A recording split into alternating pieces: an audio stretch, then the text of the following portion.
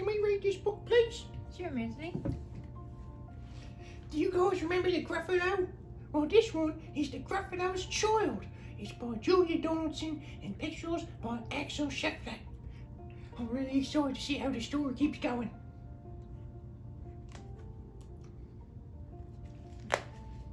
Gruffalo's Child. The Gruffalo said that no Gruffalo should ever set foot in the deep dark wood. Why not? Why not? Because if you do, the big bad mouse will be after you. I met him once, said the Gruffalo. I met him a long, long time ago. What does he look like? Tell me, Dad.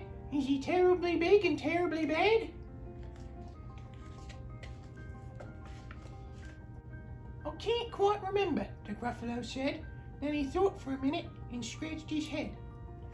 The big bad mouse is terribly strong, and his scaly tail is terribly long.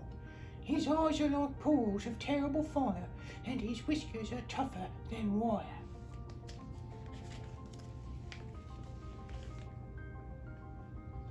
One snowy night, while the Gruffalo snored, the Gruffalo's child was feeling bored. The Gruffalo's child was feeling brave, so he tiptoed out of the Gruffalo cave. The snow fell fast and the wind blew wild. Into the wood went the Gruffalo's child.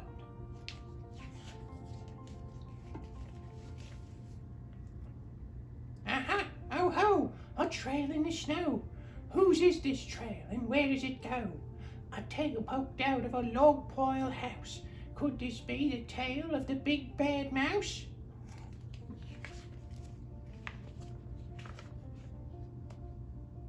Out slid this creature. His eyes were small, and he didn't have whiskers. No, none at all. You're not the mouse. Not I, said the snake. He's down by the lake, eating Gruffalo cake. The snow fell fast, and the wind blew wild. I'm not scared, said the Gruffalo's child.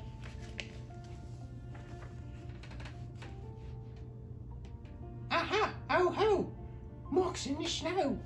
Whose are these claw marks? Where do they go? Two eyes gleamed out of a treetop house. Could this be the eyes of the big bad mouse? Down flew the creature. His tail was short, and he didn't have whiskers of any sort. You're not the mouse. To who? Not I. But he's somewhere nearby, eating Gruffalo pie. The snow fell fast and the wind blew wild. I'm not scared, said the Gruffalo's child. Aha! Oh ho! A track in the snow. Whose is this track and where does it go? Whiskers at last, and an underground house. Could this be the home of the big bad mouse?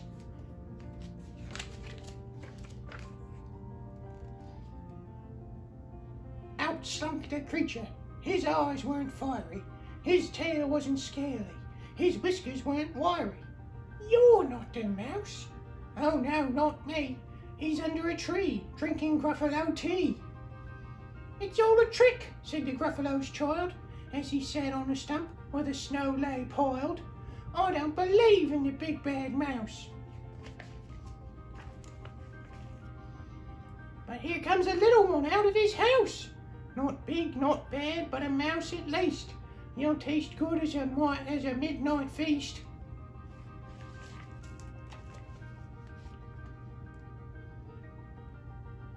Wait, said the mouse.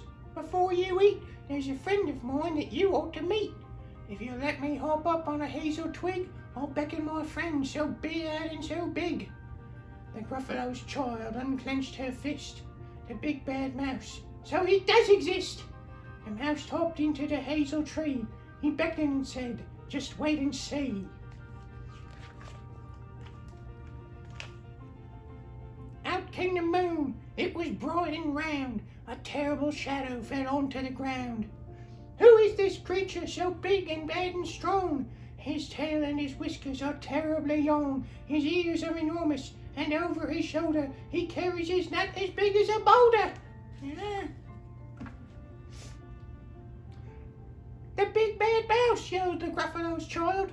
The mouse jumped down from the twig and smiled. Aha, ho, ho, prints in the snow. Whose are these footprints? Where do they go? The footprints led to the Gruffalo cave, where the Gruffalo's child was a bit less brave. The Gruffalo's child was a bit less bored. And the Gruffalos snored and snored and snored. Oh, that was a great book, everybody. We'll see you again in the next video. Goodbye.